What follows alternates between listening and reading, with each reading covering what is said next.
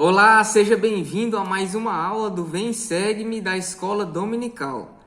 Considere visitar o site oficial da igreja para ficar atualizado sobre o que a igreja faz em cada canto do mundo. No site oficial da igreja você vai encontrar recursos que podem tornar o seu estudo um pouco mais eficiente, um pouco mais eficaz. Durante essa semana nós estudamos dos capítulos 39 ao 42 de Alma e nós aprendemos muito a respeito da pureza sexual e dos mandamentos que Alma deu, em especial aos seus filhos, em relação à retidão. Na última aula nós aprendemos que Alma e Amuleque pregaram arrependimento ao povo zoramita e em especial Amuleque falou a respeito da expiação de Jesus Cristo e sobre a importância de crer na vinda dele, porque naquela época eles ainda não haviam recebido a visita do Senhor, portanto eles viviam a lei de Moisés. Então depois que Amuleque terminou de pregar ao povo zoramita, em especial aquele povo que era mais humilde, aquele povo que foi impedido de entrar nas sinagogas para orar e para aprender mais sobre as palavras do Senhor, esse povo zoramita que havia sido deixado de lado foi ensinado por Alma e Amuleque, e esse povo teve a oportunidade de aprender realmente o que o Senhor queria para eles.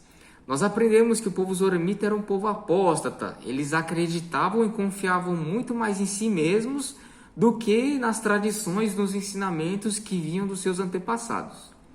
Embora o povo vivesse a lei de Moisés naquela época, eles tinham deturpado os ensinamentos e o povo zoramita vivia os ensinamentos conforme a sua vontade, conforme a sua necessidade.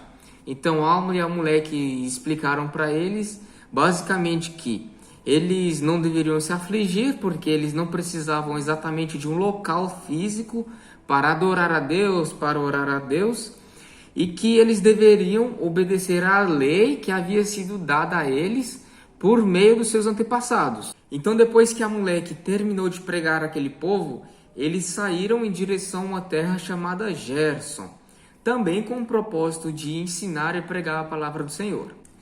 Depois dos ensinamentos e das várias tentativas de converterem o povo, Alma permaneceu ainda muito triste por conta da dureza do coração do povo e em seguida deu algumas instruções a seus filhos para que o trabalho fosse mais dinâmico, para que o trabalho fosse separado entre eles, de forma que o trabalho se tornasse um pouco mais eficiente. Então Alma chamou os seus filhos e deu para eles, para cada um deles, algumas incumbências em relação à retidão, em relação aos mandamentos de Deus, alguns estatutos e alguns mandamentos que eles deveriam observar. Então, primeiramente, Alma chamou seu filho Elamã e começou a explicar para ele como foi o seu processo de conversão. Alma disse para ele que era muito afligido por causa de seus erros, por causa de seus pecados e que ele estava muito atormentado. Então, Alma orou ao Senhor e conseguiu uma resposta do Senhor. Ele teve um grande desejo que todas as pessoas pudessem experimentar aquilo que ele havia sentido. O sentimento que Alma teve de alívio foi tão grande que foi parte do desejo dele espalhar a palavra do Senhor para todas as pessoas.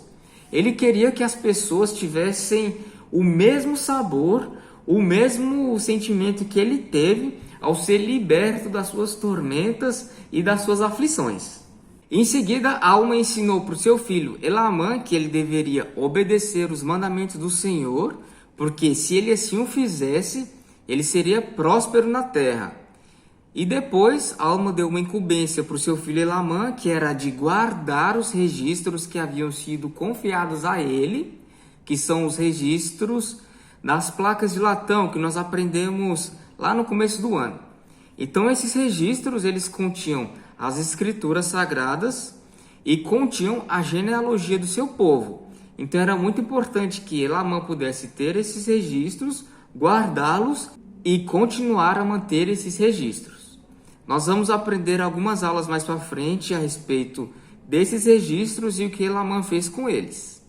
E depois disso, Alma chamou seu filho Siblom e disse basicamente as mesmas coisas que havia dito para Elamã.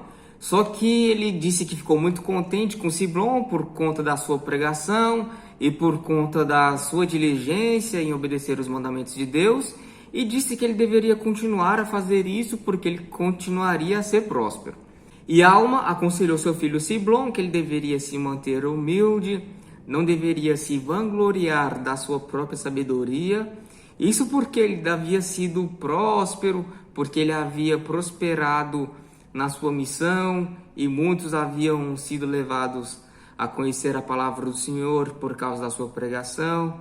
Enfim, Alma estava muito satisfeito com o que ele havia feito, mas deu alguns conselhos para que ele fosse humilde e não se vangloriasse da sua própria capacidade. E depois que Alma falou com seu filho Siblom, ele chamou seu filho Corianton, mas diferentemente do que ele fez com Elamã e com Siblom, Alma foi muito mais duro, obviamente porque Corianton mereceu, isso porque ele desobedeceu os mandamentos do Senhor e fez com que todo o trabalho que eles tiveram em pregar a palavra caísse por terra. Isso porque Corianton se desviou do foco que era pregar o evangelho, e ele não fez só isso, ele cometeu grandes pecados durante a sua missão.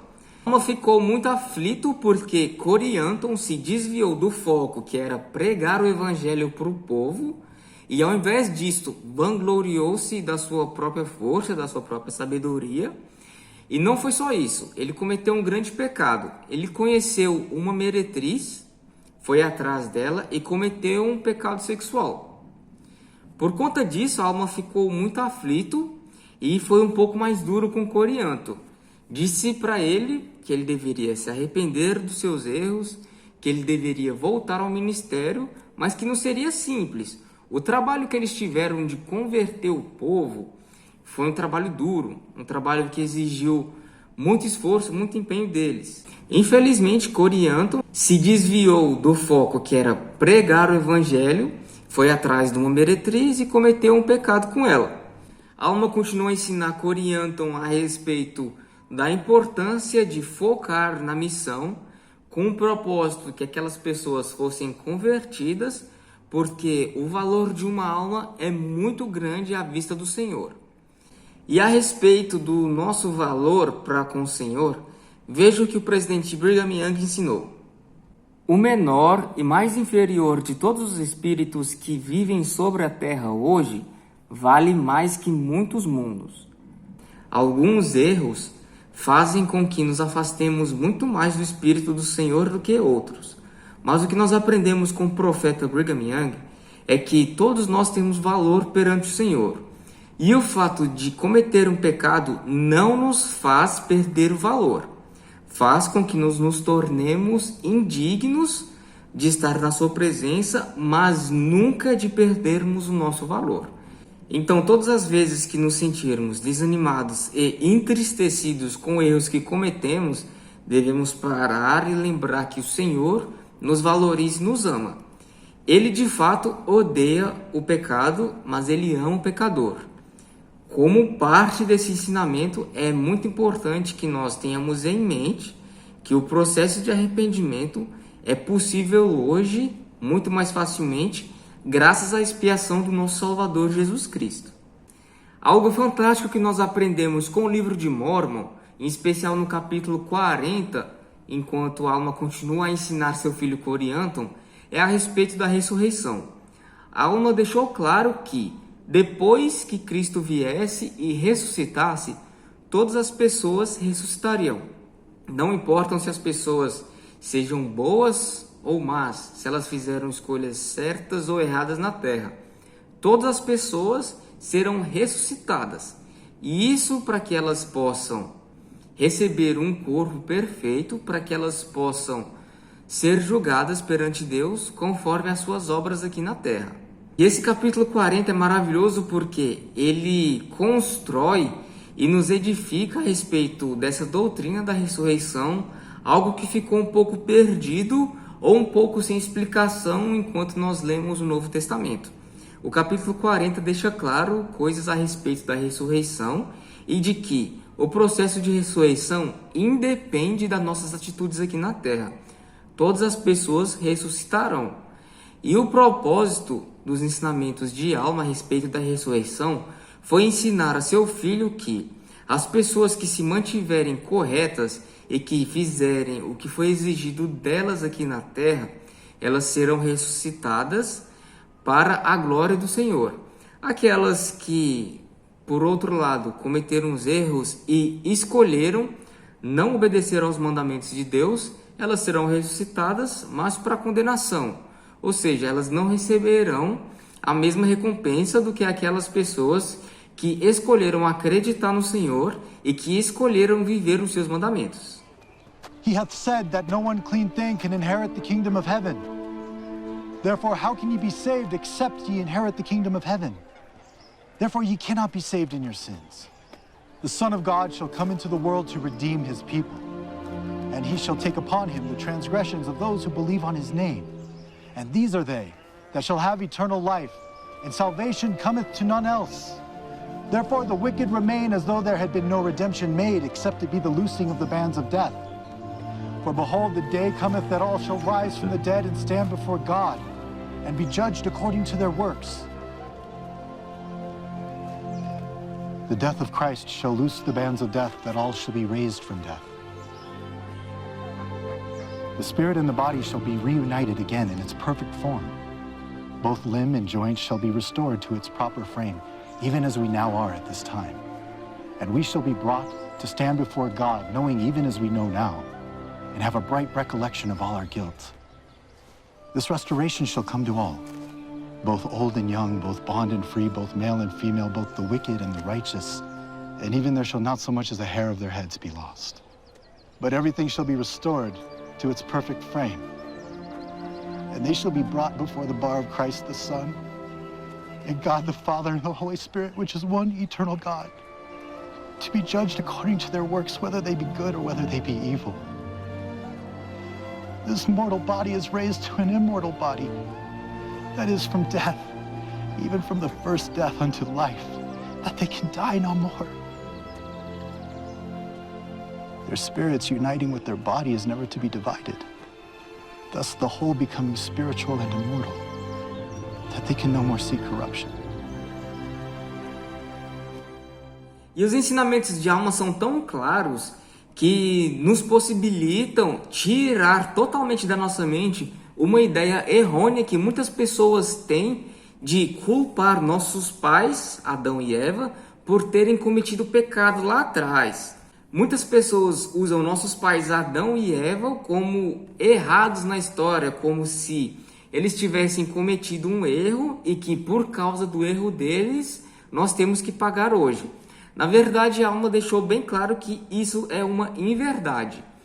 A possibilidade de hoje termos um corpo físico e de estarmos sujeitos aos ensinamentos, às provações e desse processo que nos prepara para um dia voltar à presença do Senhor, só foi possível porque Adão caiu.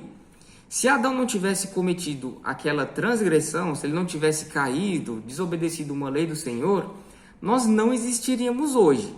Se Adão não tivesse caído, ele teria permanecido no jardim do Éden e nós não existiríamos. Ou seja, o plano de redenção, o plano de salvação, o plano de restituição, o plano de felicidade, que é esse plano que nós estamos comentando hoje, ele seria frustrado. Porque se Adão não tivesse caído, os homens não existiriam. Adão não teria tido filhos, nós não estaríamos aqui, o plano do Senhor seria invalidado, seria frustrado. Então a pergunta que fica agora é: se Adão caiu para que os homens pudessem existir, e se Deus nos ama tanto, por que é necessário que nós sejamos culpados por nossos erros? Será que é justo nós sermos responsabilizados por nossos erros, sermos julgados pelo Senhor por causa de nossos erros? E provavelmente alguns de nós já tenham pensado nisso ou ainda pensemos sobre isso. Corianton com certeza pensou nisso, porque a alma disse perceber nele essa expressão de dúvida e provavelmente por alguma coisa que Corianton tenha dito ou pela expressão facial dele, alguma coisa assim. Mas nós lemos no capítulo 42 e no versículo 15 o princípio da resposta. Ora, o plano de misericórdia não poderia ser levado a efeito se não fosse feita uma expiação. Portanto, o próprio Deus expia os pecados do mundo para efetuar um plano de misericórdia para satisfazer os requisitos da justiça, a fim de que Deus seja um Deus perfeito, justo e também um Deus misericordioso. Ou seja, o processo de arrependimento hoje é possível graças à expiação do Salvador Jesus Cristo. E a justiça, ela tem que ser satisfeita sempre, como nós aprendemos na última aula. Porém, graças à misericórdia, graças à expiação do Salvador Jesus Cristo, aqueles que acreditarem e guardarem os seus mandamentos serão capazes de estarem abrangidos pela lei da misericórdia para satisfazer as exigências da justiça. Então, o que nós aprendemos nessa lição é que nós devemos dar ouvido aos conselhos de nossos líderes. A missão de Alma só foi bem sucedida porque ele tinha o Espírito do Senhor, com certeza ele guardava os mandamentos do Senhor e ele era um líder excepcional. Não só porque sabia conduzir a pregação para aquele povo, mas também sabia advertir quando eles falhavam. E o exemplo que nós vemos aí mais claramente é o seu próprio filho, Corianton. Nós aprendemos que o processo de arrependimento, embora em muitos casos seja um pouco difícil, ele é necessário. Todos nós precisamos passar pelo processo de arrependimento para que nós nos tornemos limpos para um dia voltar à presença do Senhor. Com certeza, muitas vezes não será fácil. Muitas vezes será exigido muito mais de nós. Em algumas fases de nossa vida, nós poderemos fazer como fez Corianton, duvidar de que Deus seja um Deus justo. Talvez alguns de nós ainda pensem isso hoje, mas as respostas para isso nós lemos no capítulo 42. Jesus Cristo veio, expiou por nossos pecados e por conta disso aqueles que resolverem acreditar em suas palavras e obedecerem os seus mandamentos estarão sob uma jurisdição, que a gente chama aqui de misericórdia, que vai cumprir as exigências da justiça. Portanto, o plano do Senhor é um plano perfeito. O plano do Senhor permite que nós possamos um dia voltar à presença dele depois de termos sido bastante provados aqui nessa terra.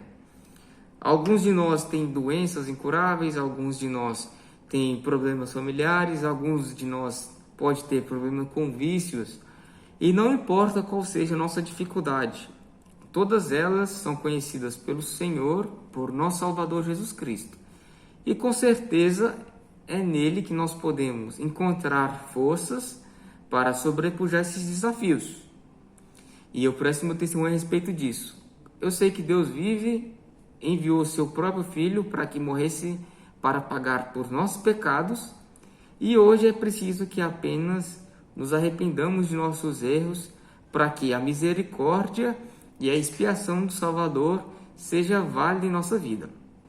Preste meu testemunho, a Igreja do Salvador foi restaurada mais uma vez na terra e nós podemos saber disso por conta própria, perguntando diretamente ao Senhor. Essa aula eu compartilho em nome de Jesus Cristo. Amém.